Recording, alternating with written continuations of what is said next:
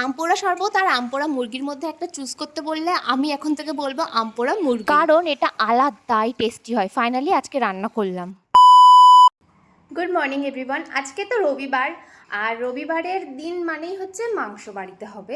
তো আমি মাকে বলেছিলাম যে বাবা যদি আজকে চিকেন নিয়ে আসে তাহলে ওখান থেকে 7-8 পিস মতন আমার জন্য সরিয়ে রাখতে, কারণ আমি একটা নতুন রেসিপি ট্রাই করব। তো মা সেটা রেখেছিল, আর আমি আজকে বানাবো ভাইরাল আম পোড়া মুরগি।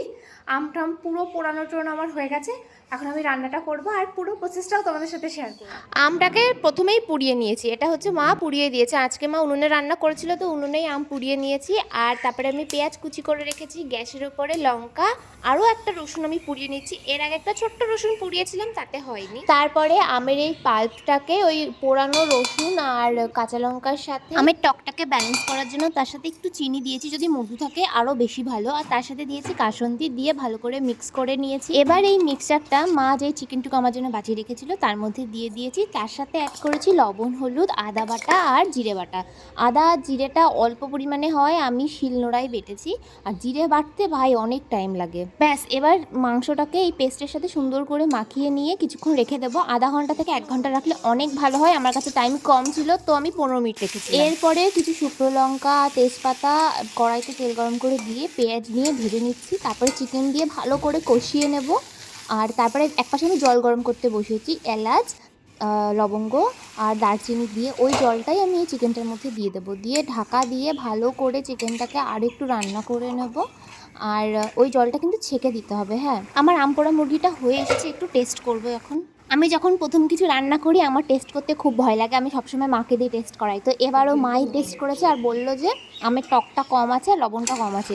তো ভাগ্য ভালো, আমি পুরো আমটা মানে আমি দিয়েছিলাম না। প্রথমে আমি ভেবেছিলাম কি অল্প আম দিই, যদি লাগে পরে অ্যাড করবো, কারণ টক বেশি হলে কিন্তু খাওয়া যেত না। তো পরে আবার আমের টক দিয়েছি, তার সাথে কাসুন্দিও দিয়েছি আর লবণ দিয়েছি। আর এই যে অনেকগুলো কাঁচা লঙ্কা কুচি কুচি করে দিয়ে দিয়েছি। আমার রান্না শেষ, স্নান করে আমি চলে এসেছি। এটাকে টেস্ট করে দেখার পালা। গরম ভাত নিয়েছি আর তার সাথে নিয়েছি সদ্য রান্না করা আম পোড়া মুরগি। ওটাকে আমি কড়াইয়ের মধ্যেই রেখে দিয়েছিলাম ঢাকা দিয়ে, তো এখনও একদম গরম রয়েছে।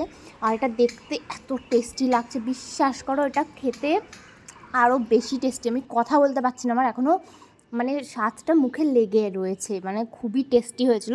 বাট হ্যাঁ, ভাত দিয়ে খাওয়ার জন্য এটা অতটাও অ্যাপ্রোপ্রিয়েট হয়নি। আমার মনে হয়েছে যে এটা পরোটা বা লুচির সাথে খেলে বেশি ভালো লাগবে। দুপুরবেলায় মা রান্না করেছিল কুশে নাচের তরকারি আর এই যে লাল লাল ঝালঝাল চিকেন কষা, সেটাতে ভাতটা আমি খেয়ে নিচ্ছি। আর রাতের বেলায় করব পরোটা ওই আমপোড়া মুরগিতে খাওয়ার জন্য।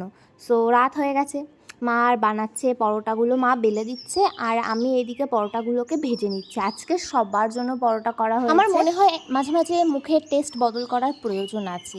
সো এই মুরগিটাকে আমি আরেকটু গরম করে নিচ্ছি। তো গরম করতে গিয়ে দেখলাম ঝোল একদমই শুকিয়ে গেছে, আর একটু জল দিয়ে নিলাম। যেহেতু পরোটা দিয়ে খাবো তো একটু গ্রেভি লাগতো, আমি অনেক বেশি মাখো মাখো করে নামিয়েছিলাম ব্যাপারটা। এটা হচ্ছে আমার বাবার প্লেট, মা একদম সাজিয়ে নিয়েছে। আমপোড়া মুরগি, ভাত, পরোটা, লাল লাল ঝালঝাল চিকেন কষা সব কিছু আছে। আর এখন আমি সবার কাছে গিয়ে গিয়ে জিজ্ঞাসা করবো যে রান্নাটা কেমন হয়েছে। মানে প্রথমবার রান্না করছি, রিভিউ তো নিতেই হবে। আমার কাছে তো ভীষণই ভালো হয়েছে, একদম টপ নচ রান্না করেছি, বিকজ আমার শেফ। এখন যাই বাকিরা কি বলে দেখি। খেয়েছো?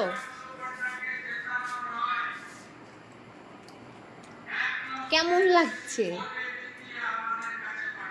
বল। না না, সত্যি কথা, সত্যি কথা। আমটা আরেকটু যদি কাঁচা থাকতো আরো ভালো লাগতো। আমটা ঠিক আছে, বেশি হলে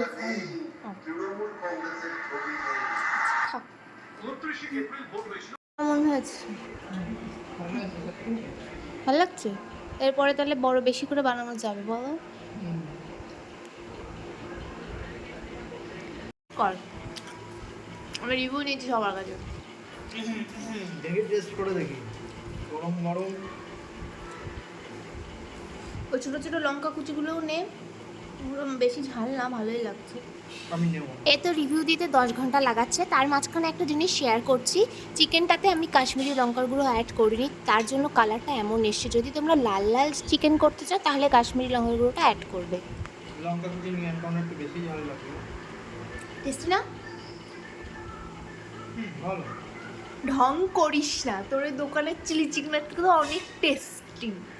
দোকানের চিলি চিকেনে পেঁয়াজ থাকে, এতে পেঁয়াজ আছে, প্রচুর ছোট ছোট কুচি কুচি করে কাটা। আর বড় বড় পেঁয়াজ থাকে। ওই পেঁয়াজ কাটতে আমার 3 জায়গা আঙুল কেটে গেছে।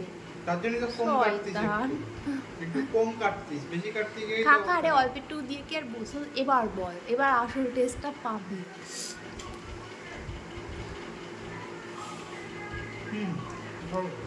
ফাইনালি এবার আমি টেস্ট করব। আর মানে তোমরা যারা যারা এখনো খাওনি আমপোড়া মুরগি, তারা মানে বেশি দেরি না করে বানিয়ে ফেলো ঝটাপট, কারণ এটা খেতে এত টেস্টি। এটা খাওয়ার পরে তোমরা এমনি চিকেন কষা হয়তো খেতে ভুলেই যাবে, ভীষণই টেস্টি খেতে।